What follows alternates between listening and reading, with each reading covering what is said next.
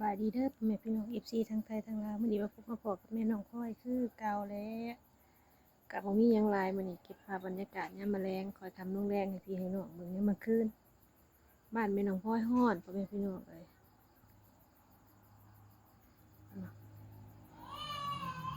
เอื้อยเพิ่นเอาหลานมานอนเป็นหมู่มานอนนำมันฮ้อนเรือนเพิ่นมันฮ้อนมันนอนบ่ได้ฮ้อนคักฮ้อนแน่บ้านอื่นเพิ่นบ้านแม่น้องพลอยเว้าบ้านแม่น้องพลอยฮ้อนมาหลายมื้อแล้ว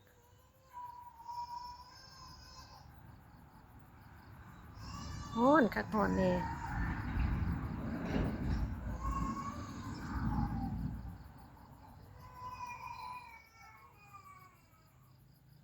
ยายก็นั่งหลับลมยามแมลงมียังเห็ดยังหาไปใส่มาใส่ก็ไม่ได้พี่น้องเลยขอเก็บภาพบรรยากาศอยู่น้ำเพื่อนน้ำซ่านนี่แหละมาให้เบิ่ง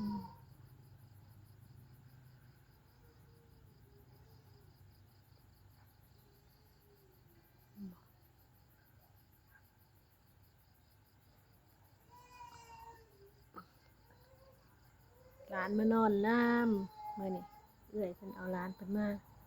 มันไห้บ่สำบายอากาศก็ร้อนนิดหน่อยก็ท้องเสียเด้ร้านแม่น้องพ่อยที่ถ่ายคลิปแม่น้องพ่อยถ่ายคลิปไปเมื่อวานนี่ก็ท้องเสียถ่ายมื้อนี้ถ่ายไป5 รอบ 6 รอบเนาะน้องมุกก็นอนแล้วเหลือแต่น้องฟุกบ่ทันละนอนบรรยากาศก็สิเป็นจังซี่ล่ะบ้านนอกบ้านนาคือบ้านเพิ่นอยู่ในเมืองในนาเนาะสิคึกคืน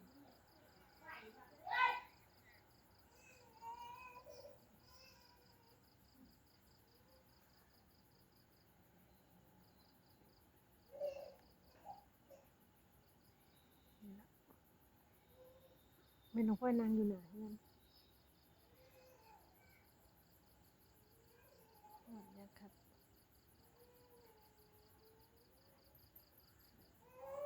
มิดอิ่มซิมเลยบ่มีแม้กระทั่งดาวเบิ่งแหน่ลมก็บ่มีบัดทีนี้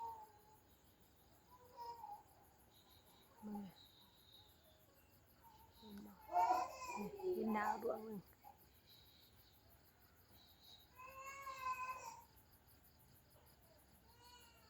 แล้วมาแรงก็เจียงกับปู่กับแก่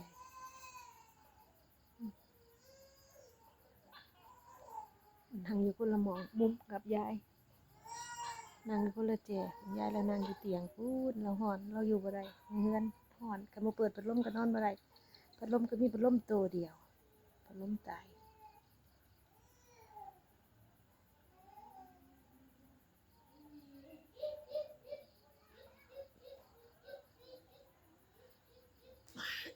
บ้านอื่นฮ้อนอยู่บ่ฝนตกบ่น้อ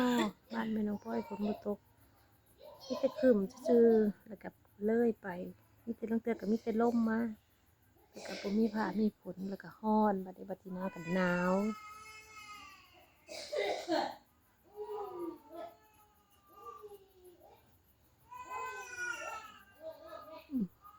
ไห้กระทึกอยู่ทางในพุ่นยายอดบ่ได้แหละยายเราปิ่งกบยายเราปิ่งกบที่กินข้าวแรง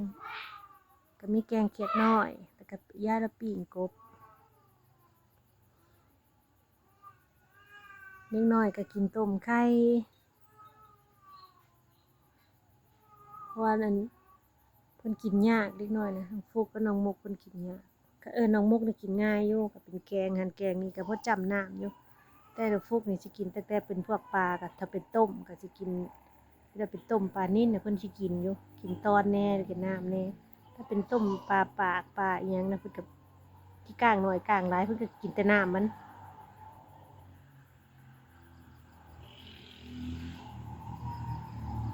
เพิ่นกินยากเพิ่นบ่คือเด็กน้อยคนอื่นมากสุดก็คือมีกับไข่หั่นอย่างอื่นก็กินบ่ได้ค่อยได้ปานใด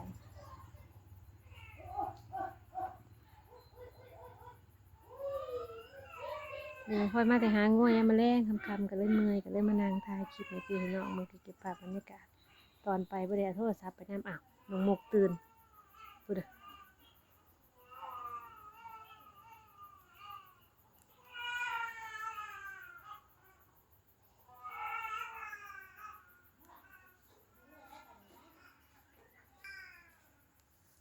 ยังลูกนั่งเล่นเอาไว้โอ้ยผมแม่ทอมมันยังคือไห้ทอมคือไห้หลานอนบ่หลับเลยไปนอนไหมบ่แม่ครับไปนอนป้าไปนอนปะไปว่าลูกมาไปนอนไหมปะไปเลยครับไปนอนไปเนี่ยซ่านกับอาสีหกสีเหือในจักหน่อยเด้อเพราะว่าวันนั้นมองนอนร้านเปิดพัดลมเบิ่งมองนอนไม่หน่อยเอ้ยไปกูจูดอยู่วันนี้ลูก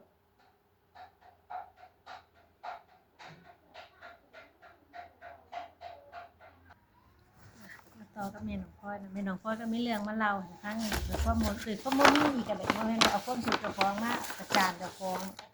ก็คืออยากเอามาเล่าให้พี่ให้น้องได้ฟังนะเนาะเพราะว่าแม่น้องพลอยเพิ่นพี่น้องทั้งผัวเพิ่นผัวทั้งก็ง่ายๆกับญาที่เป็นน้าสาวของพ่อของนางพลอยเนาะบ้านเฮานี่เอิ้นน้าสาวแต่อยู่พุ่นเขาก็เอิ้นน้าสาวคือกันแต่ว่าแม่น้องพลอยเอิ้นเพิ่นญาแล้วก็น้องพลอยก็เอิ้นเพิ่นญาบัดนี้เพิ่นเห็นว่าน้องฟุกกับน้องมุกน่ะบ่มีใบเกิดแล้วบัดนี้เพิ่นโอนเงินมาให้แม่น้องพลอยนะ1,000บัดนี้แม่น้องพลอยไปเฮ็ดใบเกิดให้เด็กน้อยแม่น้องพลอยก็ไปเฮ็ดมาเรียบร้อยแล้วเนาะเพราะว่าไปก็ใส่เงินอยู่ประมาณเบิดล้าน200,000กีบเพิ่นโอนเงินให้แม่น้องพลอยนะ1,000แต่ว่าแม่น้องพลอยก็เอาเงินที่ผู้ใหญ่ใจดีเพิ่นให้มานำแม่น้องพลอยก็เลยได้เอาไปเฮ็ด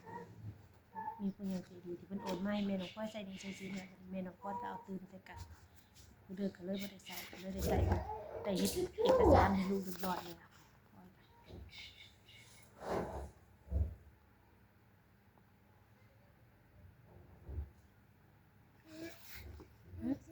เจ็บมือเพราะว่าบอกแม่น้องพลอยสามารถลงคลิปให้เพิ่นได้รู้ว่าแม่น้องพลอยเฮ็ดใบเกิดให้น้องฟุกกับน้องมุกแล้วเรียบร้อยแล้วก็ขอบุญขอบคุณหลายๆที่เพิ่นก็ยังบ่ลืมลูกลืมหลานเนาะก็ขอให้เพิ่นอยู่ดีมีแรงเพราะเจ็บจะได้ความใจอย่างนี้เนาะแม่น้องพลอยก็ดีใจตื่นตันอย่างน้อยก็เพิ่นก็บ่คิดเห็นบ่ฮู้เพิ่นบ่ปาบ่ทิ่มลูกทิ่มหลานเพิ่นก็ยังคิดเห็นว่าลูกเพิ่นยังมีลูกมีหลานอยู่เมืองลาวอยู่ประเทศลาวเนาะแม่น้องพลอยก็เอามาเล่าสู่พี่สู่น้องฟังอย่างน้อยๆยามที่แม่น้องพลอยบ่มีไผอยู่ที่นะก็ยังมีบางคนก็ยังมีผู้ยื่นมือเข้ามาซอยก็ขอบคุณขอบคุณหลายๆแล้วก็ขอบคุณทางผู้ใหญ่ที่เพิ่นอยู่ที่ประเทศนอกหลายๆที่เพิ่นโอนเงินมาให้แม่น้องพลอยใส่กินแต่ตอนนั้นก็แม่น้องพลอยก็เลยเอามาใส่เนาะเพราะว่าน้องพลอยก็เลยใช้ยามจำเป็นอันนี้ก็เลยได้เอามาเติมใส่กันกับเงินที่ยาของน้องมุกน้องพลอยนะเพิ่นให้มา1,000ก็เลยได้มาเฮ็ดใบเกิดให้น้องฟุกกับน้องมุกก็ขึ้นทะเบียนอยู่ในซัมมโนแล้วเรียบร้อย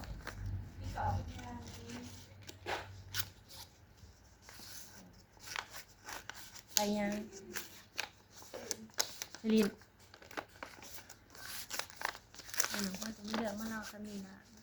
แม่น้องพลอยก็ขอจุดๆกินซ้ำนี้กันเด้อฝากขอบคุญขอบคุณทางผู้ใหญ่ใจดีแล้วก็ยาของน้องมุกน้องฟุกหลายๆที่โอนเงินมาให้หลานได้เฮ็ดใบอันนี้เกิดเรียบร้อยเนาะก็ขอบคุณหลายขอให้อยู่ดีมีแรงทางผู้ใหญ่ใจดีก็ขอให้เพิ่นอยู่ดีมีแรงขอให้มีแต่ความสุขความเจริญเด้อจ้าขอกล่าวคำว่าสบายดีเด้อ